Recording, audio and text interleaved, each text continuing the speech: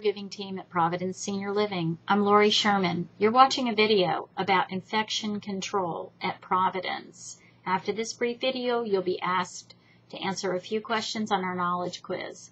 So pay attention. Here we go. Infection control is extremely important in the assisted living industry. Elderly are just as susceptible to infection as children are, perhaps more so. So it's extremely important that we practice good hand washing and other infection control practices. That's what we're going to talk about now. As the caregiver, you need to know that you are the #1 vector or way that infection gets spread to residents. If there's a cold epidemic going around, chances are that the caregiver is the person who unintentionally is going to spread that cold to the different residents. They usually don't spread it to each other. So if you keep that in mind, it makes infection control a lot easier. First of all, hand washing is the #1 thing any of us in the healthcare business can do to prevent the spread of infection. Using soap and water and rubbing your hands together long enough to get rid of the pathogens is the #1 way to prevent spreading infection. One way to know how long is to sing happy birthday to yourself. Make sure you use soap and that you use clean towels to dry your hands. At Providence, all the bathrooms should always be stocked with plenty of hand soap and clean paper towels. We also have gloves for your use. Gloves are to protect you from the residents' body fluid pathogens.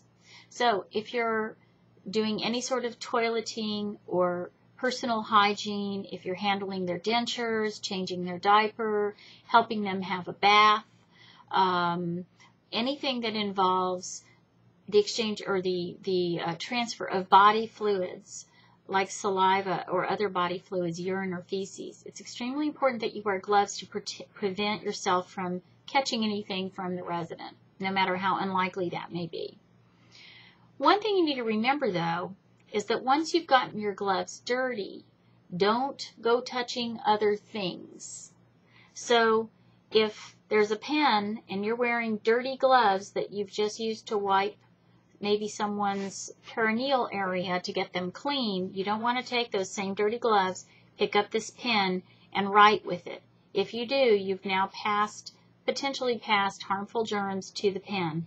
And the next person who comes along without gloves on their hands then picks up the pen, and those germs get transferred to their hands. So that's how infection gets passed. So gloves are to protect you, but they should be removed as soon as they're dirty. And you should never leave a bathroom with dirty gloves on your hands. You should never walk around the house with dirty gloves in your hands touching different surfaces. So be very careful about that. We don't use masks and eye protection at Providence because we don't generally retain residents who have communicable diseases. But it's important that if you have to sneeze, that you sneeze into your elbow in this way.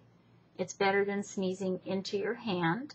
So you sneeze into your elbow if you can't get to a Kleenex or a handkerchief fast enough. Needles. We do have diabetics, we do finger sticks for AccuCheck monitoring, and we do administer insulin at Providence. So we do have dirty needles that need to be disposed of correctly. We have sharps containers. Be very careful when pushing dirty needles into the sharps container that you don't accidentally poke yourself. Never let yourself get distracted when you're handling a dirty needle so that you won't accidentally stick yourself.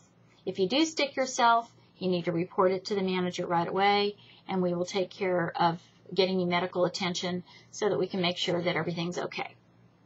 If you have any questions about infection control, please ask your manager. It's extremely important. We have a great track record at Providence, and we want to keep it that way. You can take your test now.